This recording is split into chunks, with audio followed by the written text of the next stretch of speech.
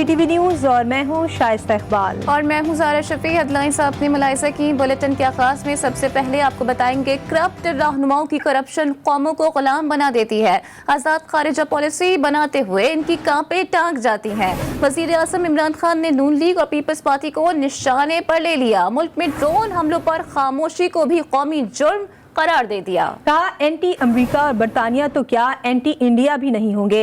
Iraq जंग के खिलाफ मुजाहिरे में शिरकत की। हमारा मकसद अवाम के मसाइल हल करना और पाकिस्तान के वक़ार में इजाफा है। ओवरसीज कन्वेंशन से खिताब करते हुए कहा कि मौलाना फजलुर रहमान का बाल बाल करप्शन में डूबा हुआ है। जब आप देखते हैं कि जनाब वो पाकिस्तान का वजीर आजम ओबामा के सामने बैठा हुआ है, काम पे टांग रही हैं, क्या इमरान खान ही रह गया था कि यहाँ जब 400 ड्रोन अटैक्स इनके 10 सालों में हुए जरदारी और शरीफ के, मैं क्यों अकेला है? आपने देखा कि हमने मुजाहरे किए, हमने धरने किए, इन दोनों को कुछ शर्म नहीं आई कि आपकी बमबारी हो रही है, आप उनके लिए जंग लड़ रहे हैं और वो आपके ऊपर बमबारी कर रहे हैं और वहां औरतें बच्चे मार रहे हैं। आपको कोई शर्म नहीं आई कि पाकिस्तानी थे? आज तक मैंने कभी ना मैं एंटी अमेरिकन हुआ, ना एंटी बरतानिया हूं, ना एंटी इंडिया भी नहीं हूं मैं। वो तो कोई जाहिल आदमी हो जो एक पूरे मुल्क के खिलाफ हो जाए, उससे तो बेवकूफ आदमी नहीं हो सकता, क्योंकि हर किस्म के लोग बसते हैं मुल्क के अंदर। आप एक मुल्क के एंटी कैसे हो सकते हैं? आप उनकी पॉलिसीज के एंटी हो सकते हैं। वफाकी वजीर असद उमर का कहना है कि माजी के हुक्मरानों के सरे महल और लंदन जायदादों की दास्तानें सब जानते हैं। तहरीक इंसाफ के ओवरसीज कन्वेंशन से खिताब करते हुए उन्होंने बताया कि बोरिस जॉनसन कहता है माहौलियाती तब्दीली से निपटने का तरीका पाकिस्तान से सीखें। वर्ल्ड बैंक कहता है दुनिया के 3 सोशल प्रोग्राम में एहसास प्रोग्राम शामिल है। मुस्लिम लीग नून और पीपल्स पार्टी की हुकूमत जो थी, उनके 10 सालों में हमारी जो तरसीलात आती थी बाहर से बैरून मुल्क पाकिस्तानियों के पास से, उसमें 13.4 अरब डॉलर का इजाफा हुआ। हमारे पहले 4 साल में 14.8 अरब डॉलर का इजाफा कर दिया इन लोगों ने जो बैठे हुए हैं। बोरिस जॉनसन कहता है दुनिया ने अगर सीखना है किसी से, अगर कोई दुनिया में मिसाल है कि ये एनवायरनमेंट की खराबी जो हो रही है, क्लाइमेट चेंज हो रहा है, इससे कैसे मुकाबला करना है, तो दुनिया को इमरान खान से सीखना चाहिए। एहसास के प्रोग्राम को वर्ल्ड बैंक कहता है दुनिया के 3 बेहतरीन प्रोग्राम सोशल प्रोटेक्शन के जो चल रहे हैं, वो उसके अंदर पाकिस्तान का एहसास का प्रोग्राम है। ये फैसले मुल्क का वजीर आजम नहीं ले रहा, ये फैसले मुल्क का एक लीडर ले रहा है जो अपने अगले इलेक्शन को नहीं देख रहा, आने वाली नस्लों को देखकर फैसले कर रहा है। दुनिया भर में इमरान खान की वजह से पाकिस्तानियों की इज्जत में इजाफा हुआ। वफाकी वज़ीर इत्तलात फवाद चौधरी ने अपोजिशन को चैलेंज किया कि वो इस्लामाबाद में जलसा और तहरीक अदम एतमाद के खिलाफ नंबर्स पूरे करके दिखाएं। ओवरसीज कन्वेंशन से खिताब करते हुए कहा, तहरीक इंसाफ ने पाकिस्तान में कौम साजी के लिए काम किया। सबसे ज्यादा अगर दुनिया में किसी चीज की कोई चीज बड़ी है तो वो पाकिस्तानियों की इज्जत बड़ी है। हम फख्र से जब पासपोर्ट अपना सामने रखते हैं एयरपोर्ट के ऊपर, तो हम कहते हैं हमारा वजीर आजम इमरान खान है। पाकिस्तान में वोट डालना ओवरसीज पाकिस्तानीज का हक है और ये हक इंशाअल्लाह ताला इमरान खान उनको दिलाएंगे। ये अभी से डर गए हैं। हमने उस दिन कह दिया कि इंशाअल्लाह ताला डी चौक में 10 लाख आदमी होगा। अगर नो कॉन्फिडेंस की नौबत आई तो मैंने कहा कि हम देखेंगे कि किस माई के लाल में इतना कलेजा है कि 10 लाख आदमियों में से गुजर के जाए, इमरान खान के खिलाफ वोट डाले और फिर वापस भी होके जाए। लेकिन मुझे उम्मीद है वो नौबत नहीं आएगी और हम ये मामला जो है वो बेहतरी की तरफ जो है वो जाएंगे। सरबरा पीडीएम मौलाना फजलुर रहमान ने अपोजिशन जमातों का अहम इजलास तलब कर लिया। जराये के मुताबिक इजलास आज रात 9 बजे मौलाना फजलुर रहमान की रिहाइशगाह पर होगा। इजलास का एजेंडा 23 मार्च की लॉन्ग मार्च की हिकमत अमली तय करना है।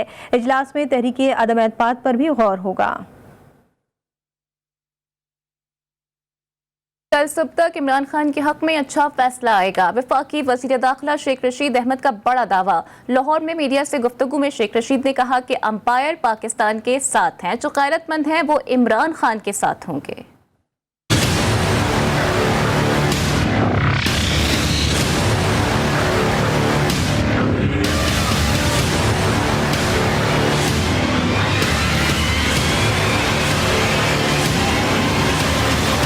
पाकिस्तान की सियासत अहम दोराए में दाखिल हो चुकी है। 4 महीने से मौलाना फजलुर रहमान साहब लॉन्ग मार्च की बात कर रहे हैं। वो एक आलिम दीन है, उनको समझना चाहिए कि मौला जट की सियासत नहीं चलेगी और इसके नतायज बहुत खौफनाक, खतरनाक और ये भी हो सकता है कि अदम एतमाद की बजाय कुछ और निकल आए। 172 आदमी इनके पूरे नहीं है। मुझे पूरा अपने इत्तेहादियों पे और अपने मेंबरों पे यकीन है कि वो इमरान खान के साथ खड़े होंगे। जो गैरतमंद होता है, जो बाज़मीर होता है, वो इम्तिहान के वक्त अपने साथियों के साथ खड़ा होता है। चट्टान की तरह इमरान खान के साथ खड़े हैं और 23 से 30 दिन जो एक हफ्ता है उसमें इमरान खान सुरखरू होगा। और हर 2 सूरतों में मेरी आखिरी गुजारिश ये होगी, मुल्क को अनारकी की तरफ मत जाने देना।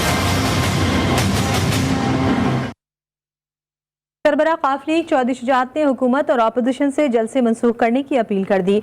उन्होंने अपने बयान में कहा कि हुकूमत और अपोजिशन से अपील है कि उन्होंने जिन जलसों का ऐलान किया है मुल्क के आला तरीन मफाद में वो फौरन उनकी मनसूखी का ऐलान करें।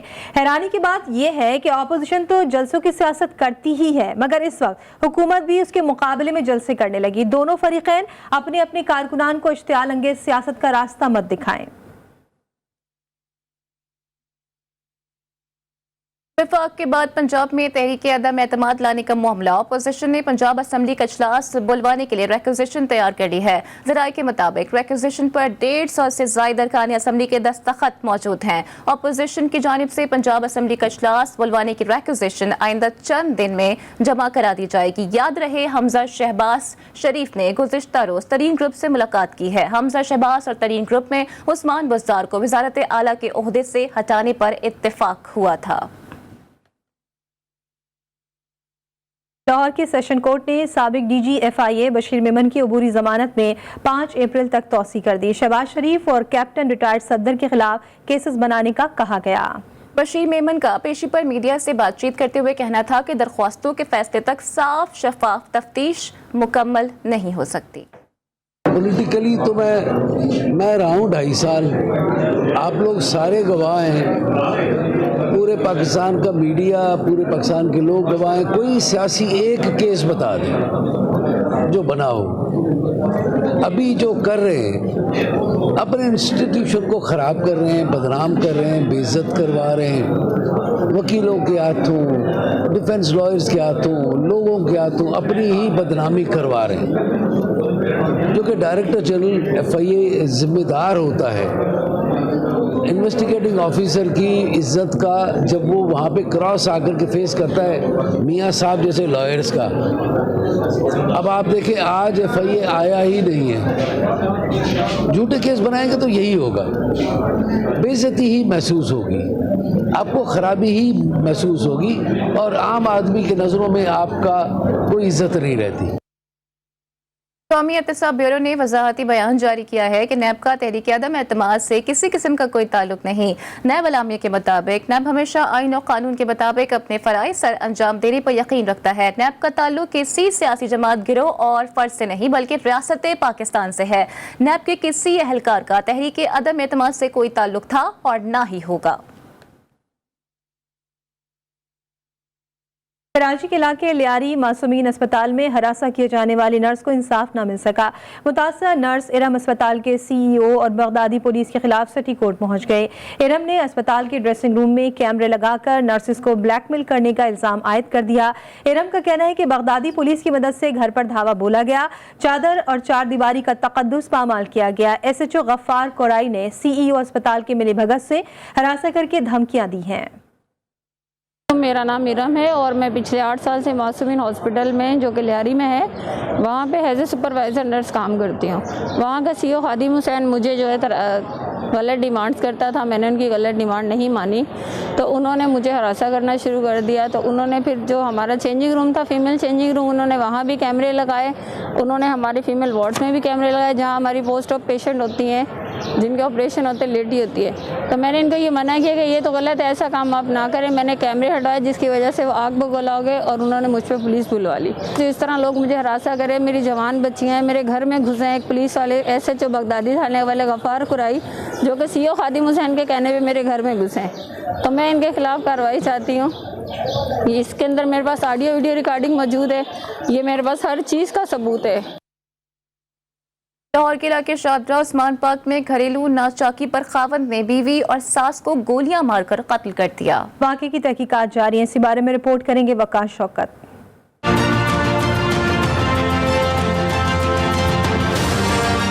लाहौर के इलाके शाहदरा उस्मान पार्क में दोहरे कत्ल की वारदात पेश आई। मुलजिम सैफुल्लाह ने अपनी बीवी 35 साल आसिया और 60 साल अरशाद बीबी को घरेलू नाचाकी पर गोलियां मारकर कत्ल कर दिया। पुलिस का कहना है कि मुलजिम ने घरेलू नाचाकी पर कत्ल किया और फरार हो गया। काज ऑफ मर्डर अभी तो कोई चीज सामने नहीं आ रही, सुनी सुनाई बात है। जैसे क्लियर होगा इंशाल्लाह फिर वो आपको बता दिया जाएगा। डेड बॉडीज हम लोग शिफ्ट कर रहे हैं डेड हाउस और कार्रवाई शुरू कर रहे हैं। अहले इलाका का कहना है कि मुलजिम प्रॉपर्टी का काम करता है और अक्सर घर में लड़ाई झगड़ा करता था।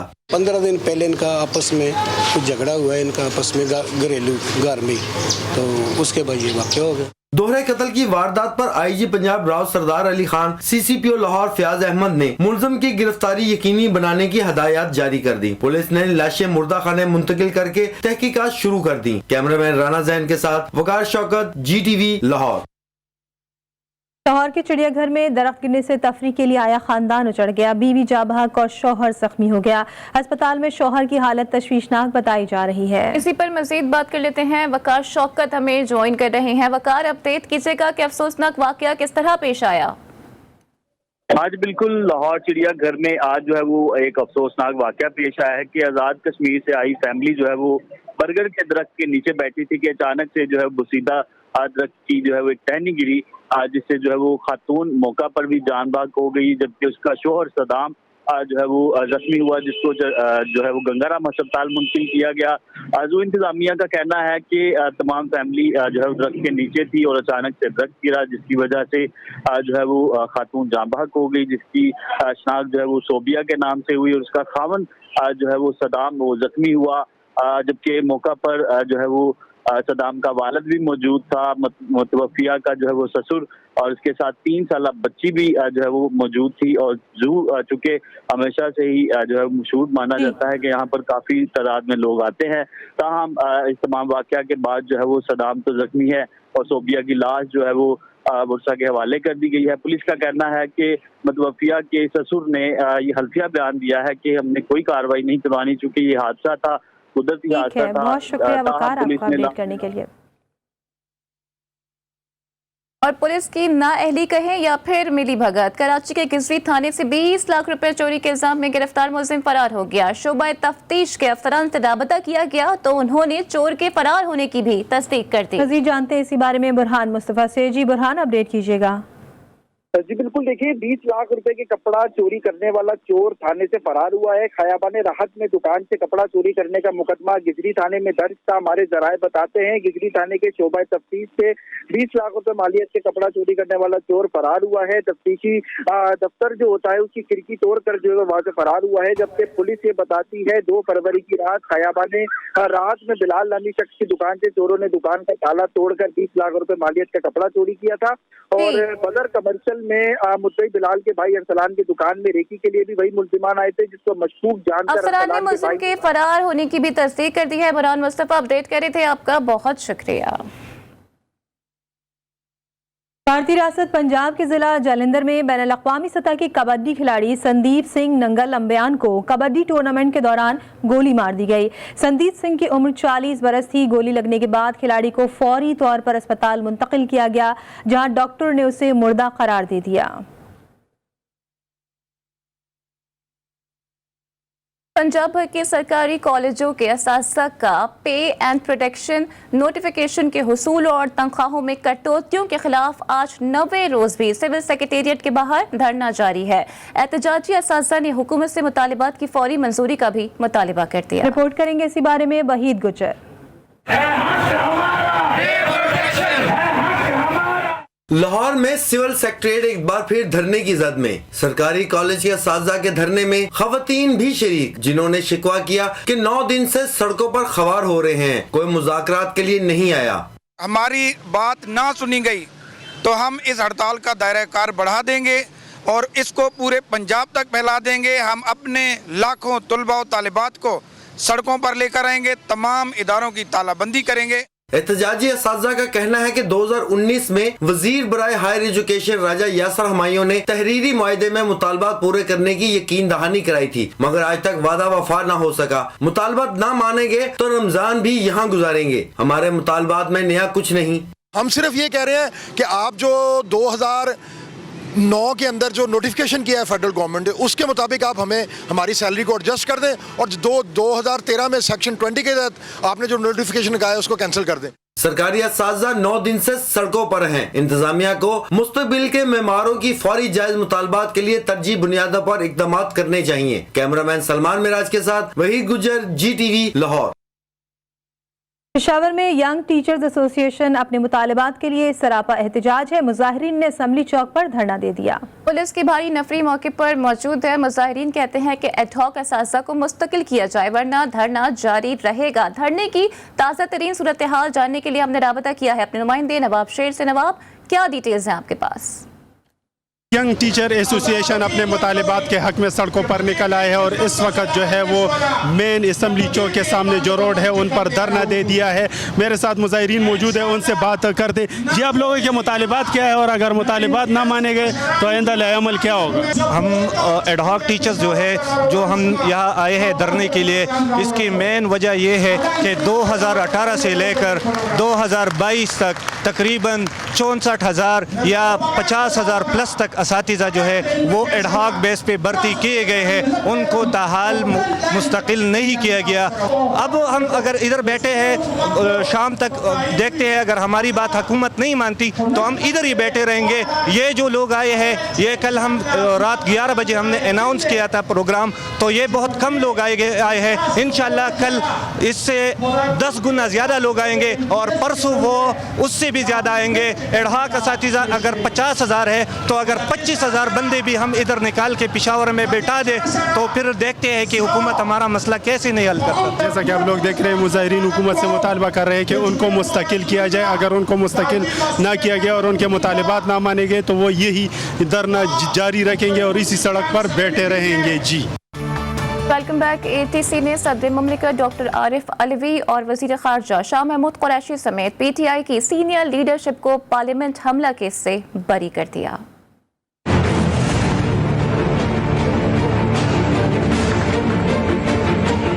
इंसदादे दहशतगर्दी अदालत ने पार्लियामेंट हमला केस में बरीयत की दरख्वास्तों पर महफूज फैसला सुना दिया।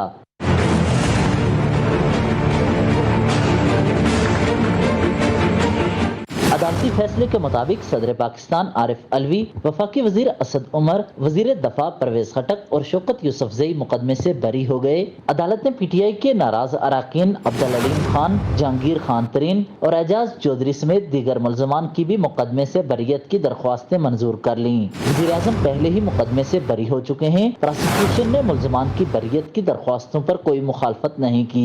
पार्लियामेंट हमला केस का मुकदमा 30 अगस्त 2014 को थाना सेक्रेटेरिएट में दर्ज किया गया था, जिसका फैसला आज इंसदादे दहशतगर्दी की अदालत ने सुनाया। कराची के इलाके अजीजाबाद में पीने के पानी की लाइनों में सीवरेज का पानी आ रहा है। इलाका मकीनों के मुताबिक इलाके में पीने के पानी की किल्लत है और अब पानी आया भी तो सीवरेज का। रिपोर्ट करेंगे सज्जाद अली।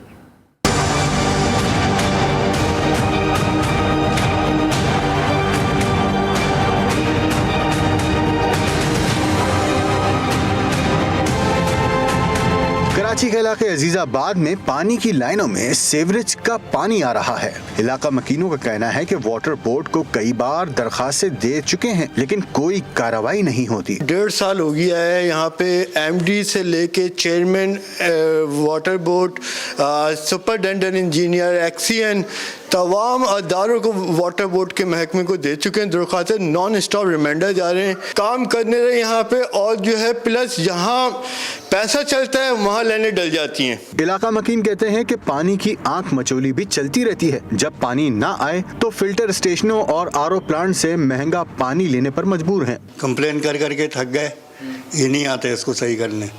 हर थोड़े दिन बाद ये मसला होता है, कभी पानी आता है, कभी जब आता है तो गटर का पानी आता है। उनको कई मरतबा जो है वो दरख्वास्त दी गई, कहना ये बेटा हमारे पास फंड नहीं है, तो फंड नहीं है तो ये नहीं 2019 में भी फंड नहीं है, 2020 में भी नहीं है, 21 में नहीं है, ये 22 में हम खड़े हुए हैं। तो ये फंड होंगी क्या जब लगेगी बात। मुतासरीन ने वजीर बल्दियात से नासिर हुसैन शाह से मुतालबा किया है कि वो अजीजाबाद में पीने के पानी की लाइनों में सीवरेज के पानी की फराहमी को रोके और पीने का साफ पानी फराहम करें। कैमरामैन अवैस के साथ Sajjad Ali, GTV news, Karachi. PIA के 3 एयरबस साख्ता तैयारे नीलाम किए जाने का फैसला किया गया है। 29 मार्च को नीलामी के लिए पेश किए गए तैयारों में PIA इंजीनियरिंग के वाजिबात की अदम अदायगी पर जब्त गैर मुल्की एयरलाइन का तैयारा भी शामिल है। इस हवाले से मजीद जानते हैं नुमाइंदा खुसूसी जावेद असगर चौधरी से। जावेद, कुल कितने तैयारों की नीलामी की जा रही है और नीलामी में कितनी कंपनियां हैं जो हिस्सा ले रही हैं? जैसा कि आपने नाज़रीन को आगाह किया, PIA की 3 एयरबस नीलामी कराने का फैसला किया गया है और रजिस्ट्रेशन नंबर ABDG MA और APEG नीलामी के लिए पेश किए गए हैं। रजिस्ट्रेशन नंबर TCAC के बयान और गैर मुल्की तैयारा भी नीलामी के लिए पेश किया गया है। गैर मुल्की तैयारा PIA इंजीनियरिंग के वाजिबात की अदम अदायगी पर 2010 से जब्त किया गया था। तीनों तैयारे कराची एयरपोर्ट पर काफी अर्से पार्किंग एरिया में मौजूद हैं और जहाँ जैसा की बुनियाद पर एयरबस की 10 तैयारों की नीलामी के लिए कार्रवाई का आगाज कर दिया है और तैयारों का मायना 28 मार्च जबकि नीलामी STMP PIA head office 29 March को होगी। जी बहुत शुक्रिया जावेद असगर चौधरी। Welcome back. कोयटा के इलाके नौकली में घर में घुसकर 6 अफराद को कत्ल करने वाले 4 मुलजिमान में से 2 मुलजिमान को लॉरेलाई पुलिस ने गिरफ्तार कर लिया। इसी हवाले से मजीद बात कर लेते हैं ब्यूरो चीफ कोयटा बुशरा कमर से। जी बुशरा, क्या डिटेल्स हैं? जी बिल्कुल, ये नवाकिली का इलाका है जहां पर 3 मुलजिमान जो हैं उन्होंने एक घर में घुसकर फायरिंग की थी जिसके नतीजे में 6 अफराद जो हैं वो जाँ बहक जबकि 2 जख्मी हुए थे। पुलिस के मुताबिक फायरिंग करने वाला वली खान जो है वो उसी दिन गिरफ्तार हो गया था, लेकिन सद्दाम जो है वो फरार होने में कामयाब हो गया था जिसे पुलिस ने आज कार्रवाई करते हुए लोरालाई से गिरफ्तार कर लिया है। इस मुलजिम ने जो है अपनी सास ससुर बीवी समेत जो है एक साली को जो वो कत्ल किया था, जबकि इसकी फायरिंग से 2 मजीद अफराद जो है वो भी गोलियां लगने से जाँ बहक हो गए थे। इस वक्त पुलिस की हिरासत में 2 मुलजिमान तो आ चुके हैं जबकि दीगर 2 मुलजिमान की गिरफ्तारी के लिए इस वक्त भी छापे मारे जा रहे हैं और पुलिस का कहना है कि जल्द जो है उन मुलजिमान को भी गिरफ्तार कर लिया जाएगा। इस वक्त बहुत शुक्रिया बुशरा कमर अपडेट करने के लिए। पाकिस्तानी क्रिकेट की जान बाबर आजम ऑस्ट्रेलिया की जीत की राह में चट्टान बन गया। कराची टेस्ट के चौथे दिन ऑस्ट्रेलिया ने दूसरी इनिंग्स 97 रन 2 खिलाड़ी आउट पर डिक्लेयर कर दी। 506 रन के हदफ के ताक़ुब में पाकिस्तान की दूसरी इनिंग्स का आगाज अच्छा नहीं हुआ। 2 विकेटें 21 रन पर गिर गईं। उसके बाद कप्तान बाबर आजम और अब्दुल्ला शफीक ने डट कर कैंगरूज का मुकाबला किया। चौथे दिन खेल के अख्ताम पर पाकिस्तान ने 2 विकेटों के नुकसान पर 192 रन बना लिए हैं। बाबर आजम 102 और अब्दुल्ला शफीक 71 रन बनाकर क्रीज पर मौजूद हैं। Nicely worked. A little bit of width. Paddles that away. Runs off the face. 4 runs to Babar Azam. Just a little shimmy down. Pakistan cricket board में क्रिकेट स्टेडियम्स के नाम तब्दील करने की तहरीक फिर से चल पड़ी। अजाफी stadium Lahore, national stadium Karachi समेत दीगर स्टेडियम्स के नाम तब्दील किए जाने का इम्कान है। इस हवाले से मजीद बात कर लेते हैं सबा पाशा से। सबा, अपडेट कीजिएगा, नाम क्यों तब्दील हो रहे हैं? जी बिल्कुल, पाकिस्तान क्रिकेट बोर्ड में क्रिकेट स्टेडियम्स के नाम तब्दील करने की तहरीक जो है वो चल पड़ी है। मैं आपको बताती चलूँ कि पाकिस्तान क्रिकेट बोर्ड के लिए अभी जो स्पॉन्सर्स हैं उनकी आमदनी का सिलसिला जो है वो बहुत ज़्यादा इंपॉर्टेंट है। कलाफी स्टेडियम, नेशनल स्टेडियम कराची समेत दीगर स्टेडियम्स के नाम जो है वो तब्दील होने के इम्कानात जो है वो जारी हैं, जबकि स्टेडियम के नाम स्पॉन्सर्स के नाम पे रखे जाने के इम्कानात जो है वो किए जा रहे हैं। स्पॉन्सर्स जो हैं उनकी सिलेक्शन जो है उनकी डेटाबेस पे की जाएगी कि कौन से स्पॉन्सर जो है जो पीसीबी को और क्रिकेट को ज्यादा फरोग देते हैं, ज्यादा जो है वो चीजें स्पॉन्सर करते हैं, उनके नाम पे जो है मुमकिन तौर पे जो है स्टेडियम्स के नाम रख दिए जाएंगे। स्पॉन्सर्स के नाम पर ही अब स्टेडियम्स के नाम रखे जाएंगे। सबा पाशा अपडेट करी थी, आपका बहुत शुक्रिया। भारतीय रियासत कर्नाटक की हाई कोर्ट ने तालीमी इदारों में हिजाब पहनने पर पाबंदी बरकरार रखने का हुक्म दे दिया। भारतीय मीडिया के मुताबिक कर्नाटक हाई कोर्ट ने हिजाब पर पाबंदी के खिलाफ अपीलें भी खारिज कर दी। कर्नाटक हाई कोर्ट का फैसले में कहना था कि हिजाब मजहब का लाजमी हिस्सा नहीं है। मुसलमान तालिबात ने हिजाब पर पाबंदी के खिलाफ भारतीय सुप्रीम कोर्ट से भी रुजू किया था, ताहम सुप्रीम कोर्ट ने उनकी दरख्वास्त की समाअत से इनकार कर दिया था। अमेरिका ने एक बार फिर रिवायती दोखलेपन का मुजाहिरा करते हुए भारत की गैर सिफारती हरकत पर आंखें बंद कर दी हैं। भारत की जानिब से पाकिस्तान की हुदूद में गलती से गिरने वाले मिसाइल के मामले पर तबसरे से भी साफ इनकार कर दिया। साथ ही अमेरिका ने भारत में यूरेनियम चोरी होने के मामले पर भी अपना मुंह बंद कर लिया।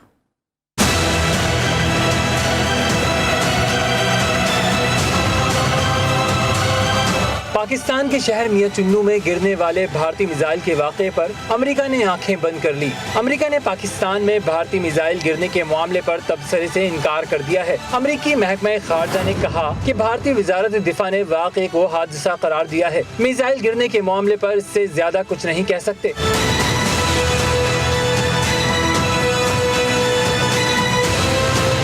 अमेरिकी महकमा खारजा के तर्जुमान नेड प्राइस का भारत में यूरेनियम चोरी के वाक़े से भी लाइल्मी का इजहार। कहा, भारत में यूरेनियम चोरी के सिलसिले में गिरफ्तारियों का इल्म नहीं। जोहरी ममालिक के साथ न्यूक्लियर सेफ्टी पर गुफ्तगू होती रहती है। चंद रोज कबल पाकिस्तान की जानिब से सख्त रद्द अमल के बाद भारत ने पाकिस्तानी हुदूद में मिसाइल गिरने का एतराफ़ किया था। भारतीय वजारत दिफा राजनाथ सिंह ने फनी खराबी के बाइस पाकिस्तान में मिसाइल गिरने पर अफसोस का इजहार भी किया था। एक ब्रेक के बाद हेडलाइन के साथ फिर हाजिर होंगे। देखते रहिए GTV न्यूज़।